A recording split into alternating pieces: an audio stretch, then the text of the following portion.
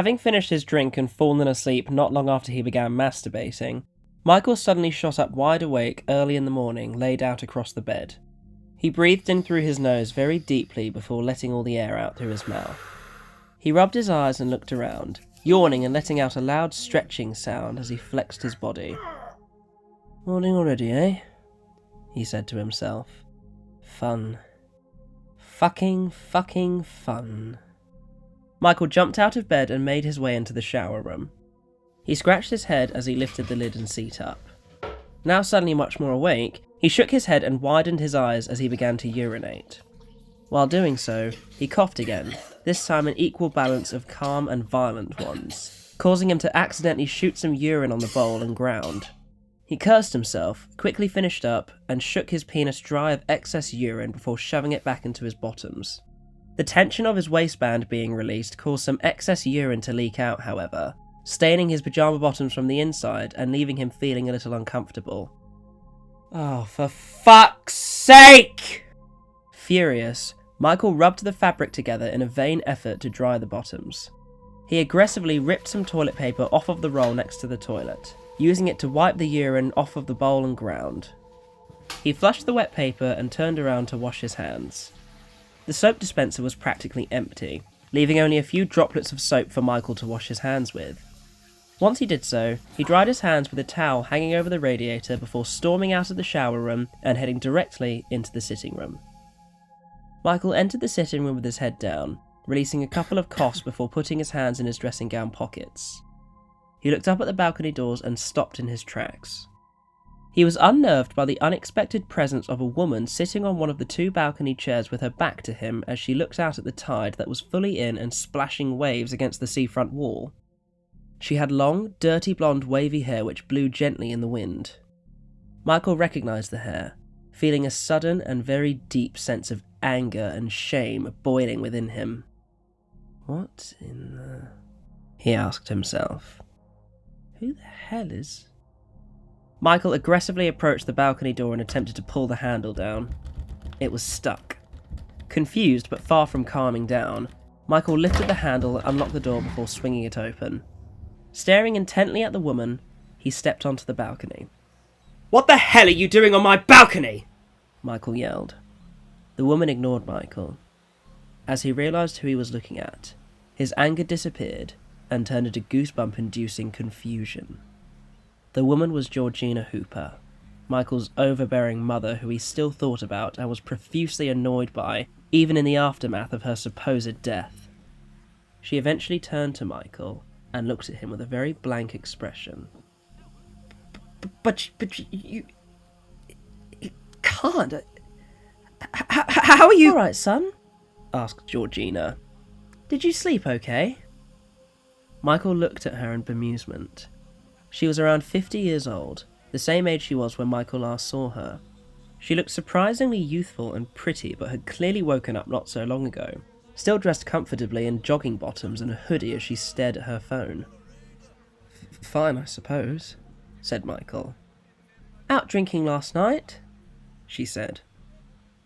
Well, no, actually, I was working. Working hard, eh? That's my boy. Michael agreed and took a seat next to her at the circular table overlooking the sunny seafront. He looked down at himself and froze slightly. His dressing gown was now older and withered, resembling the one he used to steal from his mother and wear so often. It doesn't bother you, This is your dressing gown, isn't it? He said. Well, you can ask me next time, but it's fine, said Georgia. Yes, of course. Of course, I'm only your boy when you're not yelling at me constantly over trivial things, you moody cow. Georgina looked away from her phone and frowned at Michael. I beg your pardon? Yes, I remember this, he snapped. This is the last time I ever saw you before I went to France for a couple of weeks. I found my own place when I got back.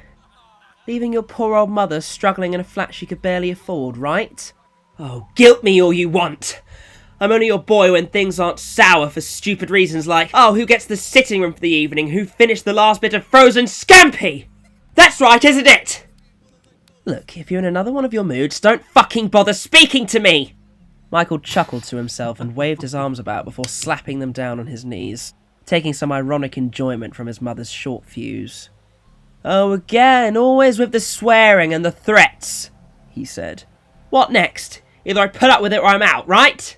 Very original, Georgiana. Very original indeed! Don't speak to me like that!" Georgina yelled. "I'll speak to whoever I damn well want! And I'll call you whatever I want. Not mother, not mum, maybe cunt, but definitely I will call you Georgiana because you're hardly a mother to me!" Although Georgina was on the verge of going off like a bomb, she was taken aback and confused at her son's audacity more than anything. Michael could sense this and took some pleasure in it as the heavy pulse of his heart began to overwhelm his ears once again. "Have you lost your mind?" she asked in a loud voice. Michael calmed himself down and took a deep breath. The pulse stopped. He looked out at the beach and composed himself as he absorbed the seaside air. "Maybe," he said. "I'm definitely still dreaming and I'm really enjoying it. I feel like I needed this, really, from you." "Right, get out!" barked Georgina. "In a couple of hours, yes, but I quite like to watch television first." Georgina stood up, cursed Michael, and went to grab his arm. He resisted and shoved her off, calling her Georgiana to irritate her again. She re-entered the flat and he attempted to follow her, but she slammed the balcony door in his face, leaving him outside. Looking into the flat, Michael could see himself, Angela, Marion, and Lewis gathered around the dining table. What Michael was seeing was a past event where Marion and Lewis had come over for a Sunday roast that Angela's mother was hosting, the very same Sunday that she stayed over and left her dressing gown behind. The middle-aged Jacqueline entered the room carrying a large tray with a whole roasted chicken on it. She set it down in the middle of the table amongst the vegetables, stuffing, and gravy. Everyone erupted into celebration as Michael's past self popped a bottle of champagne he had acquired from the pub cellar. Michael could hear nothing other than a sharp ringing in his ear. He looked away from the table of joy and saw yet another version of himself staring at him by the wall. It was a version of Michael from only hours ago, specifically when he froze while talking to Marion on the phone. Creepily peering over Michael's past self's shoulder was Georgina, who turned and disappeared into Michael's bedroom as soon as he locked eyes with her. He desperately tried opening the balcony door with heavy resistance. As if she could hear the sound of Michael out on the balcony, Jacqueline looked through the door windows directly into Michael's eyes. "What is it, Mum?" asked Angela. "Do you hear that?" said Jacqueline. "Do you have bloody raccoons on that balcony?" "The only raccoon out there was Michael last week when he tried on some of Marion's eyeshadow to scare the kids downstairs," Lewis humorly retorted. "Oh, Lewis, honestly," said Marion. "I only had a little bit, to be fair," said Michael. While Michael, Lewis, and Marion laughed, Angela rubbed her hand as she watched her mother slowly approach the balcony door. Jacqueline unlocked it, allowing the unheard and unseen Michael witnessing the event from the balcony to burst through the doors into the sitting room. Everyone disappeared and the early morning switched into night. Confused and delirious, Michael looked around and cracked a sweat as he cried out his mother's name. He made a beeline for the bedroom and gasped at the sight. Although some basic things were the same, the room was completely different. The desks with drawers and the counter-like chest remained, but a fluffy grey blanket replaced the duvet. The pillows were more lush. There were silk dresses and additional blankets populating the chest at the end of the bed. The television was different, and the two regular lamps were gone, replaced with a single vintage lamp on Michael's side. Georgina was sitting on the edge of the bed making a call on her phone. He acknowledged the room resembled exactly how it did when they lived together in the very same flat. "Get out!" she yelled. "No!" yelled Michael. "Get the fuck out of my room and get the fuck out of my flat! I'm not going to put up with this shit! I pay the rent, it's my house, and you won't talk to me however you feel like! If I want the living room and I ask you to do certain things, you do them! Understand?" "No, actually, I don't," Michael snapped, "because pretty soon you'll be the only person that lives here." "Good! Found your own place, did you?" "I did, actually. And I'll be off to France for a couple of weeks. Don't be afraid if some men come to collect my things. They'll hardly be here to fuck your ugly old ass, will they?" You little... Georgina jumped up and lunged after Michael. The two got into a vicious struggle, with Georgina violently reminding Michael that she wouldn't let her son talk to her in such a manner. "Neighbours, Georgiana! Neighbours!" yelled Michael. "I don't fucking care!" she screamed. Having had enough, Michael finally ended the struggle by throwing Georgina towards the cupboard. She smashed against it hard and fell to the ground, causing the doors to all swing open and reveal a large collection of very lush jackets, from leopard print to glitter. "I should have done that on that day," said Michael. "Maybe I avoided a criminal charge, but oh my god, did that feel good! It's worth every second to humiliate you, you fat, old, ugly, evil, shouting fucking cunt. I fucking hate you. You really are a horrible, horrible woman, you know that? God, I wish I would have just done that and left you there in your own misery!" Georgina looked vulnerable as she raised her head to face her son in genuine fear. He stepped closer, causing her to cower away into the corner by the shower room door. Michael began to chuckle while Georgina started to cry. She screamed at Michael to keep away from her as she became red and broke down. "Oh, poor Georgina," said Michael. "So much self-pity, always feeling sorry for herself, never accepting the fact that everything that happened to her was her own fucking fault. I feel for you, I really do. I'm the bad guy, right? I'm a horrible son, yes." He grinned before throwing himself onto the bed and sighing with his hands held behind his back. "I always preferred your bed. It was so much more comfortable.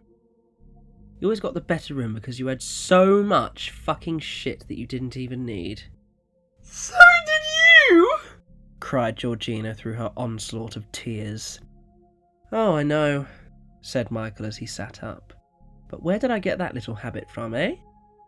Even then, my stuff arguably had way more value than your shitty clothes, horrible decorations, ugly little stones that resonate energy, or whatever stupid astrology nonsense you believed in. I collected interesting stuff. Memorabilia, records, expensive alcohol bottles. Not cheap and nasty stuff, mind. Like actual nice bottles worth keeping. They actually meant something to me. Personal." Michael crawled over to the end of the bed and peered over at his mother. She was still curled up and crying like a scared orphan subjected to abuse. "I always liked the idea of you being scared of me," said Michael. "The only thing I didn't like was how it would affect me, having you officially kick me out or call the police, God forbid. But you were also scared of being alone, weren't you? Maybe you had some twisted power thing in your head that made you feel better by being in control of whatever happened to me. What an evil, toxic piece of work you were, eh? It's not as fun as I thought, you know. This. It's leaving me feeling a bit empty." "Fuck off!" cried Georgina. "No, I thought this would be fun, but it really isn't." Michael leaned forward as if he was some kind of villainous mastermind leaning towards the hero's friend kidnapped by his henchmen. "I'm not selfish and heartless like you," said Michael. "Maybe I should remind myself why I should be enjoying this. If I can, that is."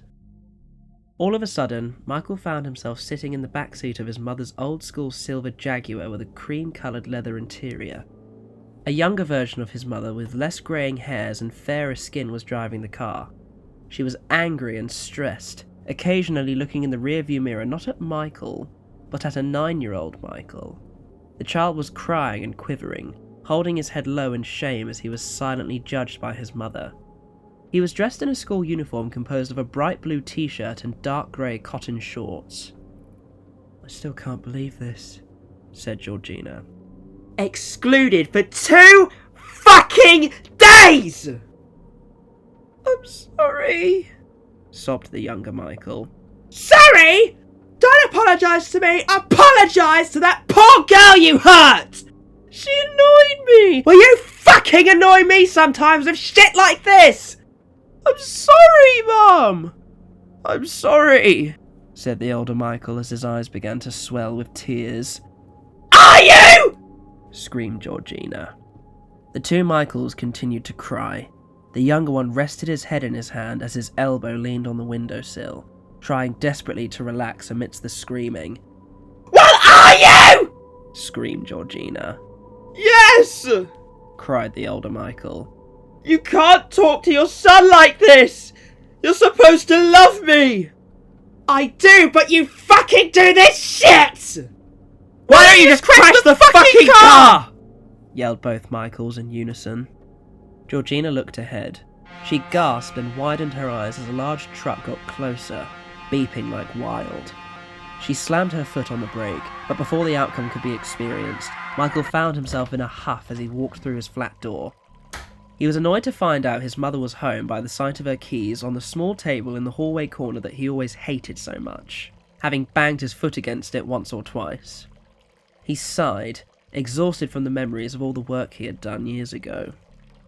Michael! Called out an older and calmer Georgina. Hi, Mum, said a disgruntled Michael. Hey, darling, how was work? Fine. Michael walked past the bathroom, catching a glimpse of his mother kneeling next to the bathtub as the water poured. He caught a glimpse of the thermostat, irritated to see it was at 20 degrees. High temperature we can't afford in the middle of a fucking recession, he quietly muttered to himself. Great. Fucking brilliant even. Absolutely fucking brilliant. Michael turned the thermostat back to 0 before walking into the kitchen. He had an aimless look around, still intoxicated from drinking while working. After realising he was looking for nothing, he turned around and walked down the hallway towards the bathroom. Leave the heating on, please! Georgina sternly demanded as if she predicted Michael would turn it off. I like to be warm after a bath. Michael turned the thermostat back on, albeit only to 17 degrees. He entered the bathroom to see his mother sitting on the toilet lid as she tapped away on her phone, not even paying attention to the bath she was running. The bathroom was different, mainly due to a clothing rack covered by a large black scarf with various clothes on it, as well as several IKEA bags full of clothes taking up unnecessary space behind it. Eventually, Georgina finally batted an eye at Michael before holding her arm out. He rolled his eyes and sighed before reluctantly leaning forward so she could kiss him on the cheek. She immediately recoiled and complained about his weak beard, specifically how scratchy it was against her smooth skin. What? Said Michael. Your beard, it's gristly. Or your lack of one. Georgina obnoxiously laughed at her own joke, angering Michael as he grabbed his electric razor from atop the sink and proceeded to shave his beard, or lack of, making it less gristly and more neat. Georgina reminded her son to wash his hair down the drain. This angered him to the point he accidentally let his aggression slip out.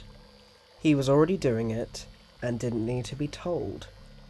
Like one of the many IKEA bags, Georgina stood up and took up unnecessary amounts of space by being near Michael as she continued to tap away at her phone. He eventually finished and noticed a small glass bowl with some retainers in faded out water. He removed the retainers, emptied the water into the sink, and used the small glass bowl to pour the hairs from his shaved beard away using more water. Was it busy? Asked Georgina. Yep, Michael replied with mild impatience. About $2,500 today. Georgina seemingly lost interest in the conversation as she continued to tap away on her phone. She eventually answered with surprise at the high take number.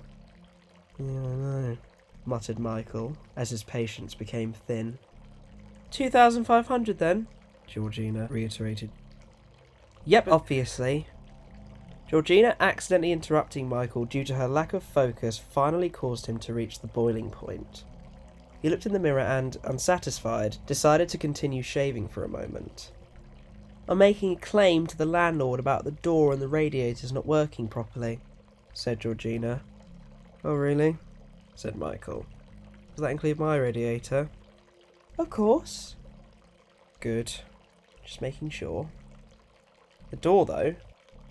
Yeah, because it's wearing out. Because it's broken.